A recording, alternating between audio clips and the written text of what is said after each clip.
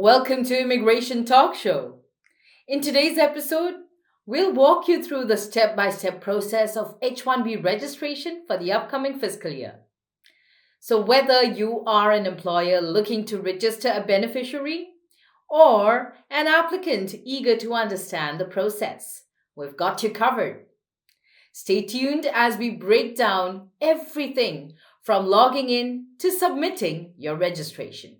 To start the H-1B registration process, we need to visit myaccount.uscis.gov/sign-in.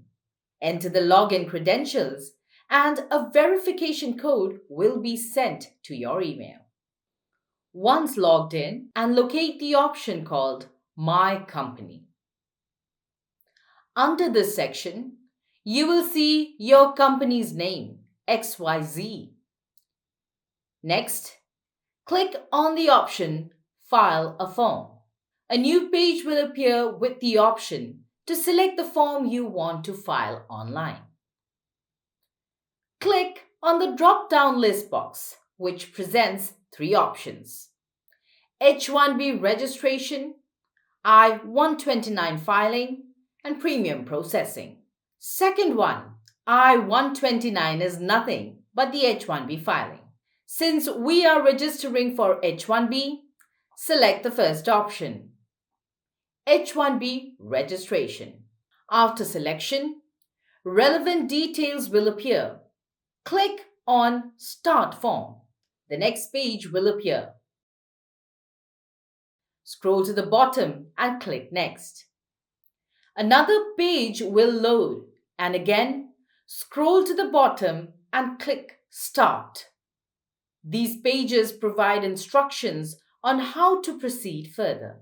To continue with the registration, navigate to the registration page. On the registration page, they ask, what is the legal name of the prospective petitioning company or organization? Type in your company's full official name. The next question is, what is the doing business as name of the company? If you have one, if your company uses a different name sometimes, like XYZ does business as XY, type that doing business as name here. If you don't, if your company only uses one name, check the box that says you don't have a doing business as name. EIN number, employer identification number. Type in that number. Company address. Type in your company's full address. The system will validate the address with USPS, United States Postal Service, and may add an additional zip code. Use the provided USPS validated address. So we can go with this one. Then, next page. On the next page, enter the authorized signatories information, including name, title, contact information, email address. After completing this section, proceed to the next page. Now, enter the beneficiary's details, the person being registered for H-1B.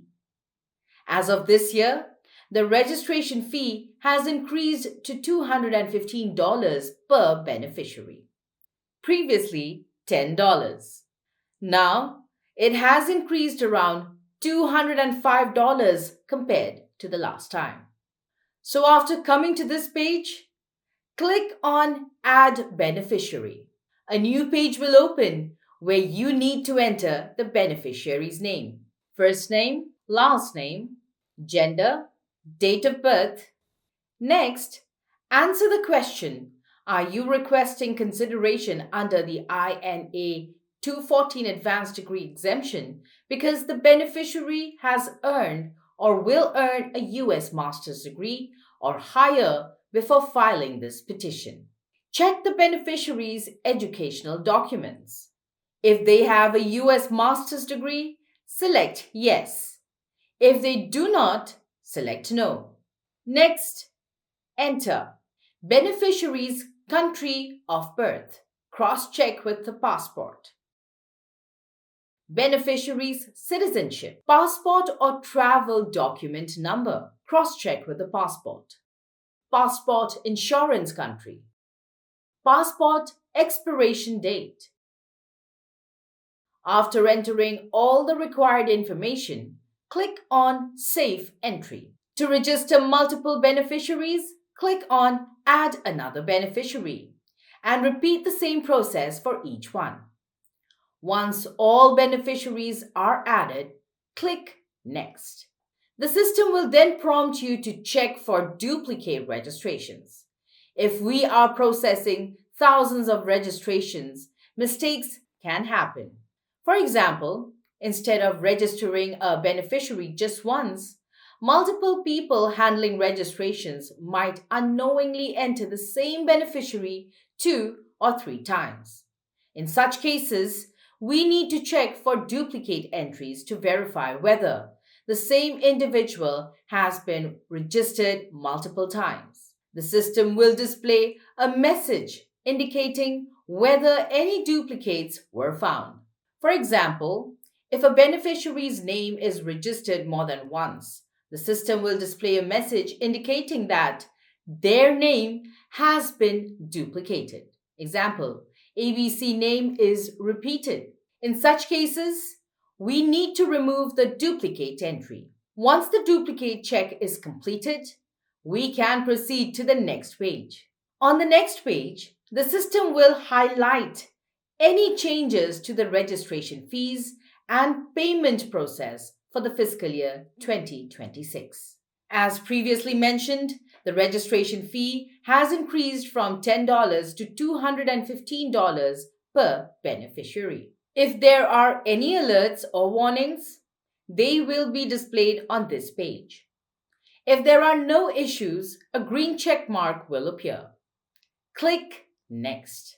Now, review all the entered information. Legal name of the petitioning company, employer identification number, that is EIN, company address, authorized signatory details, beneficiary details, name, gender, date of birth, passport information, master's quota or general quota selection. Verify all details and proceed to the next page. In the final step, notify the administrator. Since we are not the administrator, in this case, they will receive a notification. The administrator will review the registration, make the payment, and submit it to USCIS. To notify the administrator, click on the administrator's name. Select the option to notify and confirm. A message will appear stating, "You have successfully notified the administrator to review the H-1B registration." After submission, navigate to H-1B registrations. Under this section, you will find the full name of the drafted beneficiary. Review the draft if needed.